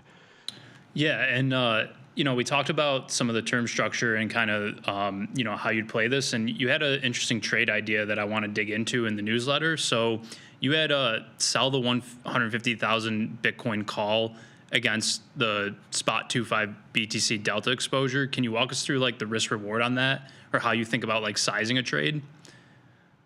Yeah, exactly. So that's just a delta neutral kind of vol play. So basically, I'm selling a 25 delta call, so it gets me short 25 deltas, and I own the underlying Bitcoin for 0.25 Bitcoin. So that flattens up the short delta. So now I'm long delta on the Bitcoin side, short delta on the option side. Now, one of the nice things is if the volatility, shape remains the same, each day that goes by, there's a little bit of theta, and then there's a little bit of contango roll down. And so as vol comes out of the market, you're naturally picking up deltas. So there's a little bit of you don't want the market to rally too hard, too fast, because then you're just going to be short that short call in your 25 delta position in Bitcoin. It's not going to be enough to compensate for that. But as long as we continue to grind higher the way that we have been, basically what we're going to do is that your spot Bitcoin is going to gain as we grind higher, and then that option is just going to bleed volatility and bleed away its deltas as we approach expiration. So it's a great way to essentially have very little risk, so to speak, in a situation where we continue to grind on a steady path higher. Caveats there: crash down or crash up. Those are the pain points. So again, this is still a short vol trade. So you don't want crashes in either direction, but that's kind of the trade-off that you're making in that type of position. And I might have missed it, but what expiration would you look to do that in? Is that year end where we've seen these elevated premiums, in the December expiration, or how do you think about that? Yeah. Yep, I think really selling the most expensive point on the curve is the most interesting. So you can just see here on this curve, the December contract is trading about 44 vol. The end of October contract is trading about 42. The end of September is trading about 37. So basically, every month that goes by, you collect that theta, but then you also get that grind lower down the curve. So selling the most expensive point on the curve is, in my mind, the most interesting. And I guess I got one last question for you on this trade specifically, Greg. Presumably, when you talk about, okay, I want a quarter of a Bitcoin, I'm going to sell the 25 delta call against it in December. You can do that on an options exchange like Deribit, for example. Is there a similar way to set this trade up or to get similar exposure with IBIT? Is it, and it's not going to be perfect in terms of the delta hedge necessarily, but is another way to look at it just coming in here, I want to own 100 shares of IBIT, or I guess depending on the capital that you have in your account, you could size it so that you have 25 shares and you sell the 25 delta call against it. But is there a similar approach when you think about some of the ETFs and the options on those now? Yep, it would actually be pretty much the same identical trade and should be very easy to replicate. You just look for the 25 delta IBIT option that expires in December, or you can even go out to the January one just for liquidity reasons. And then you buy 25 shares of IBIT against it. And so that's essentially the exact same trade. Yeah, when I'm looking at this right now, I mean, obviously the market for these options is closed, but it kind of puts you at about the 85 strike. It's a 22 delta currently, or you could go to the 80, which is a 28 delta, given the $5 increments there. But you're going to get anywhere from $2 on the 85 strike, or almost $3 on the 80 strike. So a lot of premium in there, as you mentioned. Mm-hmm. So another interesting one from your newsletter was the Bitcoin versus BTC versus coin vol trade, so Bitcoin versus Coinbase vol trade, sell the Bitcoin December call, buy the coin call spread. Are you still, what do you look for there, and how do you manage that, like a cross-asset vol trade like that? Yeah, so obviously there's a lot of sort of rebalancing considerations to keep in mind. But one of the things I really like about, let me just go to Coinbase here real quick. So one of the things I really like about Coinbase, and we've seen this post earnings as well, is that the volatility tends to pay option buyers. So the realized vol exceeds the implied vol quite often. And so if we just look at this chart that goes back to March, the orange line is realized vol, the blue line is 10-day at the money implieds. And so what we see is that realize when it does underperform implied, it does so by, call it, 20 points, 25 points. But when it overperforms, we've seen realize exceed implied by nearly 100 vol points. So we haven't seen this in Bitcoin in a long, long time. And we'll probably touch on this in a little bit, but MicroStrategy also hasn't done this since February. So Coinbase is still the one sort of crypto asset that's really paying vol buyers. And so whether you're trading short or long, there's an interesting type of trade to do here. I just like the long side to offset my sort of short call on the Bitcoin exposure. And the idea here is that you buy that call spread in order to get theoretically some upside crypto exposure. A lot of the Coinbase performance is correlated to Bitcoin prices. It's not a perfect correlation. There's definitely a beta multiple there that you got to think about. But basically what you want to do is you want to balance the deltas accordingly. So you would buy enough call spreads that the dollar value of the delta of the call spreads in coin is similar to the value of the short Bitcoin call in dollar values, and then you scale that for beta. So let's just say Coinbase has a beta of 2, and your call spreads are equal to, call it, 20 shares of coin. So it's like $6,000, 20 shares times 300, $6,000. The beta of 2 is the equivalent of $12,000 of Bitcoin. And then if you go into the IBIT market, you would sell calls at the 25 delta. You sell a ratio that gets you around $12,000 of exposure, short exposure. And the idea here is that your Coinbase on an upside move will outperform a lot what the Bitcoin market will do. And you see this being borne out in truth for the volatility markets of these two assets. Yeah, I personally like this trade a lot. And obviously you don't see this spread in there as you're showing on the screen all that often. But I think we're also in a market environment where, I mean, anything is possible, but it's unlikely that we see Coinbase just jump off a cliff. I mean, it's already done that post earnings. You probably get a recovery here, and I think that they would trade with a stronger positive correlation moving forward, especially if we're in a, the bull, if we truly are, which obviously I believe, in the bull market that we've been in and remain in here for crypto, generally speaking. Like, they should both go up together, I guess is what I'm trying to say. Yes, they should. There's something to keep in mind that we noticed in the earnings report for Coinbase. So one of the weak points and the reason why the earnings report disappointed so much is that the retail flow for Coinbase was lower than expected. That's really how they make their money, is in retail flow.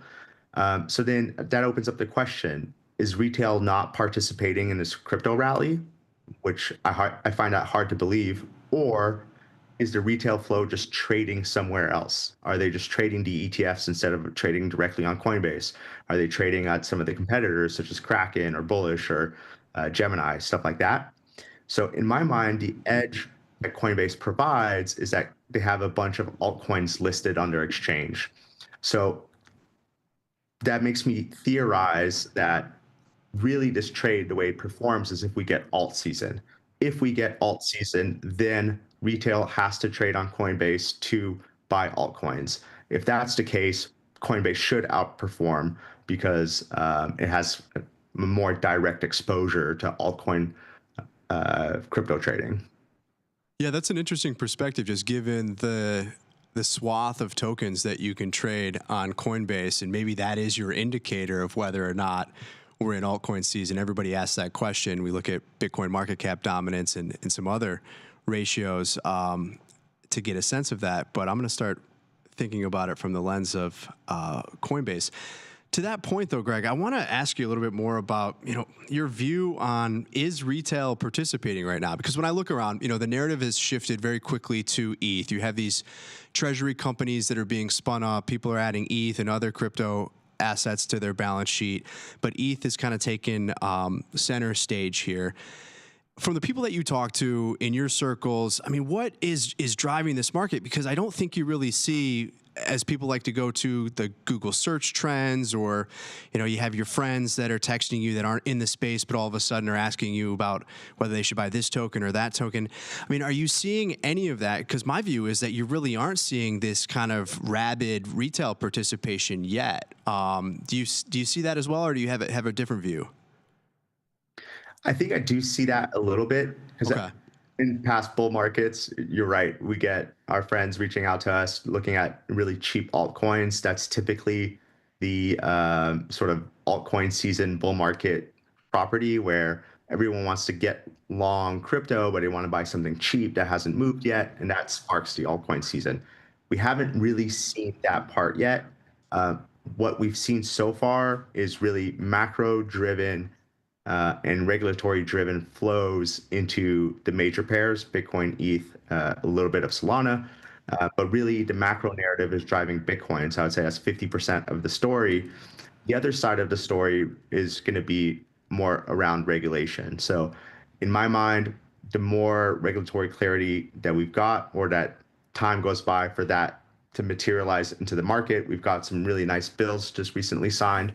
I think that's going to be really good for the Web3 narrative, the altcoin narrative. A lot of tokens that were maybe deemed securities, now people don't have to worry about that. The Tornado Cash guy, his case was essentially dismissed. So there's all these sort of these preventions going away from altcoin season, but I think there needs to be time for that to trickle in the market. So I think that's a little bit of the other side of the equation that we're waiting on.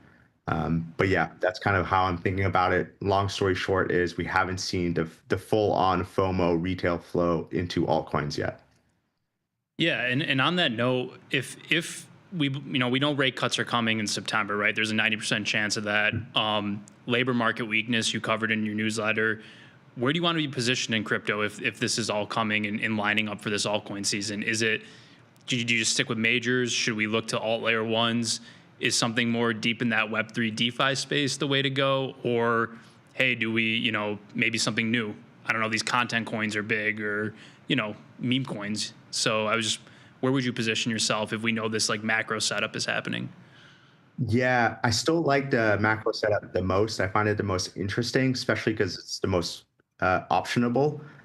But one more play that kind of comes to mind is if we're thinking about the macro play and we're thinking about where retail is trading and how vol is lining up, that really brings me to MicroStrategy. So MicroStrategy, since essentially February of this year and sort of downside Liberation Day vol, the volatility for MicroStrategy has been pretty low and consistently steady. So in my mind, this creates a nice, MicroStrategy has a higher vol than Bitcoin.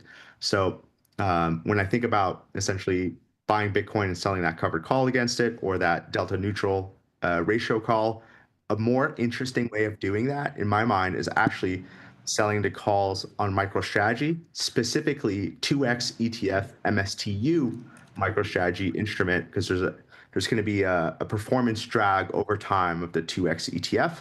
So the asset kind of decays and underperforms MicroStrategy. But then MicroStrategy also has interesting dynamics. So there's a premium over asset value that MicroStrategy trades at. Well, since the November election, and where we really saw MicroStrategy break $500, that premium's kind of been degrading away. So the degradation of the premium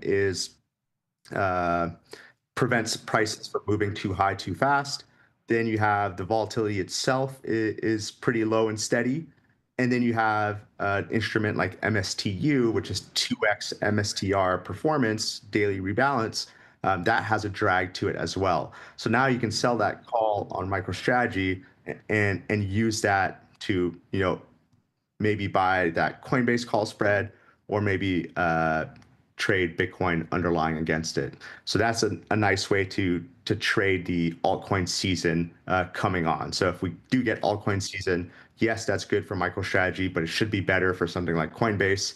And in the vol markets, all else held equal, really prove that trade will be more beneficial to long volatility on Coinbase than it would be to long volatility on MSTU or MSTR.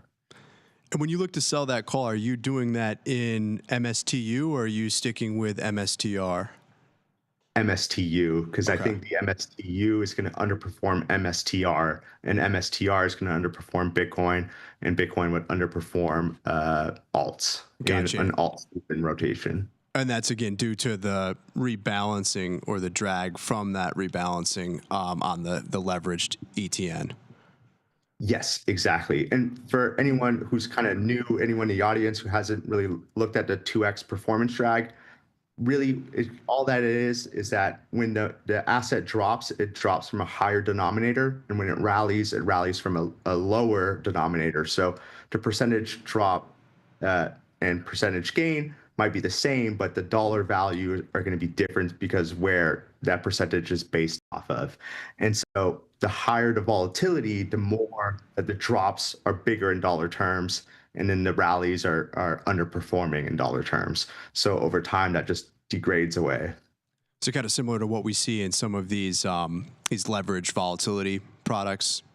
Yeah. Okay. Exactly. Real quick on the MicroStrategy note, I'm curious what your opinion is, if you have one or if you've dug into this. Do you think the way they're issuing this preferred share and this MNAV benchmark, do you think that's sustainable long term? I was on a couple podcasts where people were asking me this, and I wonder what your take on that is. Yeah, I'm still undecided in that a little bit. I do think, basically what they're doing is they're getting cheap capital funding to get you a levered position into Bitcoin, and the shares are worth more Bitcoin over time. I do think that type of trade cuts both ways. And so it'll be interesting to see how that performs on a severe pullback or God forbid, an actual sustained bear market rally, bear market sell-off, I should say. So I'm still undetermined. It's kind of a wait and see for me, but it's definitely interesting to see what's going on there. Yeah, that's a great point. That's what's kind of, I wouldn't say terrifying, but maybe slightly scary in that all of these products that in some ways maybe have certainly fueled the narrative and possibly fueled the price action that we've seen have all launched and have come to market recently in this environment. It's not like they popped up kind of at the lows here. So we really haven't seen a market environment which could have a negative impact on trading activity here with some of these products. Mm-hmm. Greg, one more for you before we let you go. A fun one. I know you're typically in the volatility products and kind of have a more of the derivatives angle in terms of your trading. But ETH versus Bitcoin, everything we've walked through, the macro setup is there. Liquidity looks pretty good. Rate cuts on the horizon. We've got some policy tailwinds as well. If you had to pick one or the other, where are you? Yeah, I think ETH right now is making its comeback. I think ETH making new all-time highs is very logical. It should that makes sense to me. I'd be very, very surprised that we don't see new ETH all-time highs. And those all-time highs from these prices are about, right now we're at 3,600, so call it about a 50% rally. So I think we get ETH all-time highs before we get Bitcoin 155. Awesome. Well, we'll leave it there, but before we let you go, where can everybody find you? You put out a fantastic newsletter. I am a reader myself. How do people get on the list? Yeah, absolutely. So our newsletter is written weekly. It's free. It's at amberDataDerivatives.substack.com. And then you could check out all these charts for free with a free email sign up at pro.amberdata.io. Awesome. Well, Greg, thank you as always for coming on. Looking forward to having you back soon, but that's going to do it for our show. We'll be back on Monday. Until then, I'm Ryan. I'm Dan. Peace.